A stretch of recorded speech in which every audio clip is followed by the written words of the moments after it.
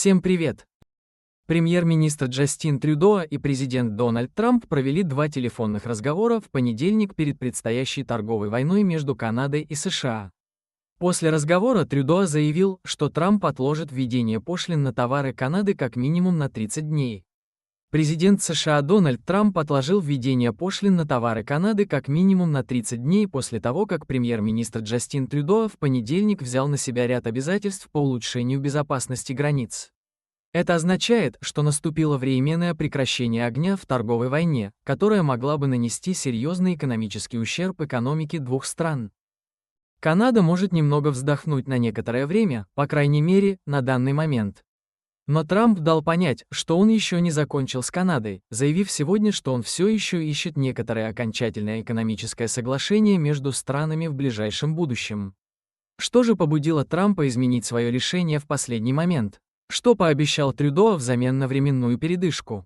Для того, чтобы убедить Трампа отменить свои карательные пошлины, Канада должна приложить максимальные усилия по реализации плана по обеспечению безопасности границ стоимостью $1,3 миллиарда, который включает укрепление границы новыми вертолетами, технологиями и персоналом, а также усиление координации с американскими официальными лицами для борьбы с заявленными Трампом приоритетами незаконным оборотом наркотиков и мигрантами.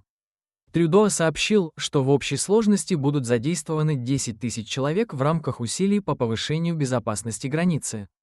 Премьер-министр также дал Трампу ряд новых обязательств, включая обещание назначить нового фентанилового царя. И он также пообещал внести мексиканские картели, одних из крупнейших поставщиков, доставляющих наркотики в Канаду и США, в список террористических организаций в соответствии с канадским законодательством. Трюдо сообщил, что Канада создает совместные канадско-американские ударные силы, которым будет поручена борьба с организованной преступностью и отмыванием денег, и что он выделит $200 миллионов на финансирование этой инициативы. Трамп написал в своем посте в социальных сетях, что он очень рад, что у Канады есть план по обеспечению безопасности северной границы. Но Трамп назвал это лишь первоначальным результатом. Пошлины будут приостановлены на 30 дней, чтобы посмотреть, удастся ли заключить окончательное экономическое соглашение с Канадой, сказал он. Итак, тарифная война отложена. Я не думаю, что кто-то будет возражать против усиления охраны границ, но мы еще не вышли из трудной ситуации. У меня возникло несколько вопросов по этому поводу. Первое — усиление границ и контроль за наркотиками. Либералы обещали это еще в декабре, и Трамп не мог этого не знать. К Трампу ездили посланцы от Трюдо и не один раз с разъяснениями и заверениями. Но Трамп оставался непреклонен, и только после двух телефонных разговоров лично с Трюдо он приостановил введение тарифов.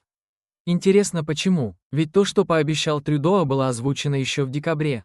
И второе. Как Трюдо собирается выделить $1,3 миллиарда без решения парламента? Или у него есть полномочия для этого? Не забывайте подписываться на наш канал, чтобы получить самые последние и важные новости.